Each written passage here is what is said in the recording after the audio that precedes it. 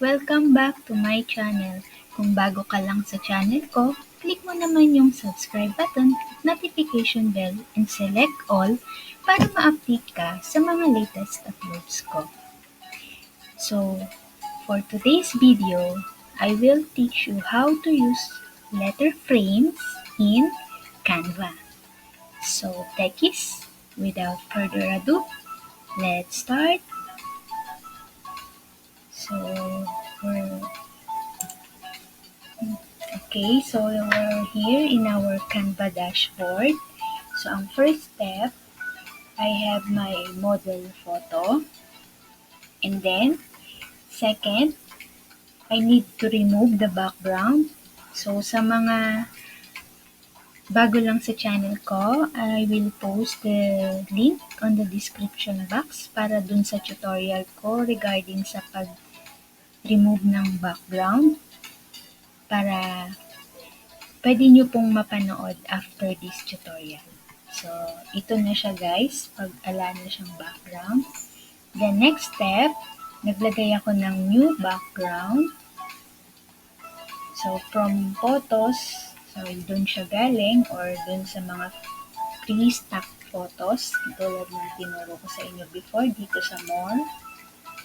And then sa pixels and pixabay. So, doon yung maraming free stock photos. So, and then after that, naglagay ako ng frame from elements. So, ito yung pinili ko. And then, nilagay ko na yung aking model. So, makikita nyo na yung 3D effect niya. Right?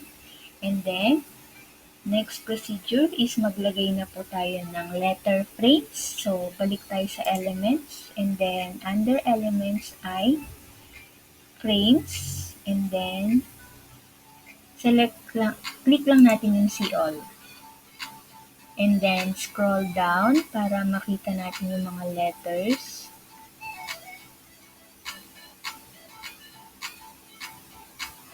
Okay, so I will use the word free.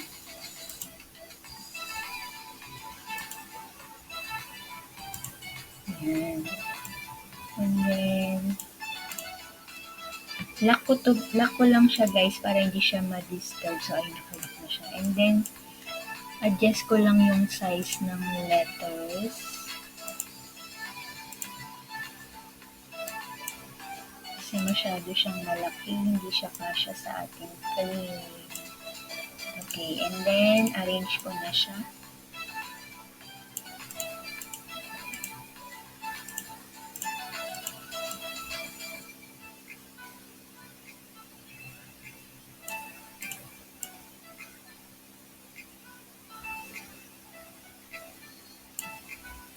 Malaki pa din. So, kailangan ko pa siyang i-adjust ulit, guys.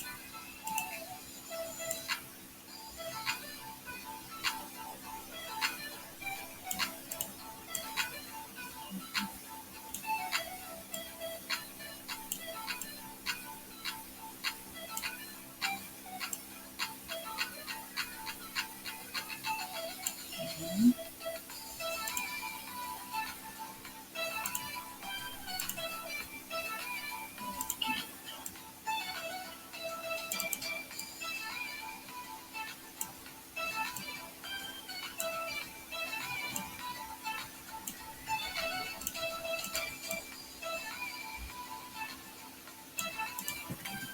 And then, after that, kukuha ako ng square from elements under shapes. This one. And then I will make this color black. And so, para makita natin kung pantay siya guys, i-zoom in natin yung ating screen. So, kailangan pantay siya dito.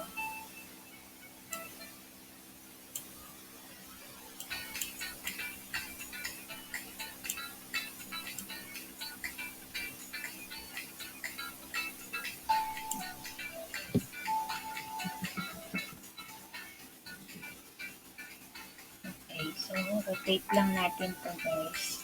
Kasi naka-vertical yung ating paglalagyan. Oops.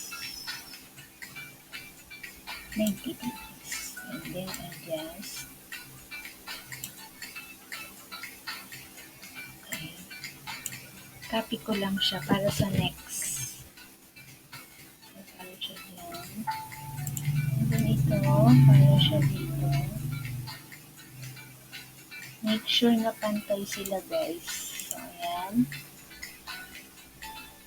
And then, this one.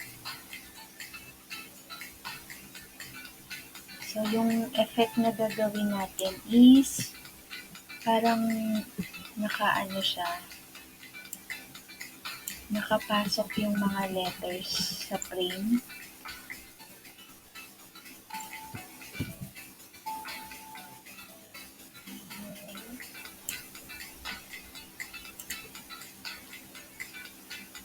Dito na tayo sa...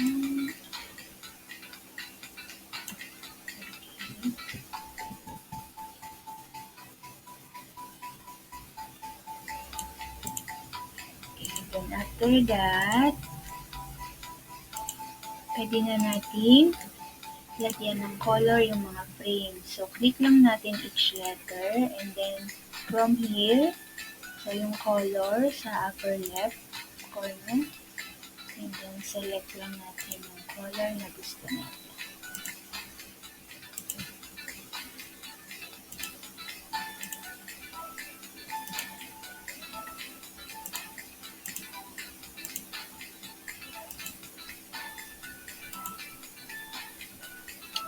Okay, that's it guys. So, we're done. See? So, ito na yung ating letter frames na ginawa for today. So, kung nagustuhan nyo yung tutorial today, please give me a thumbs up. And kung sa tingin nyo ay may natutunan kayo at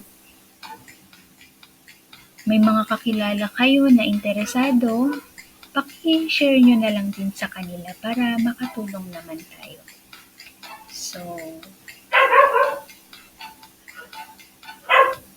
again, if you find this video helpful, please consider subscribing and thank you for watching. See you on my next video.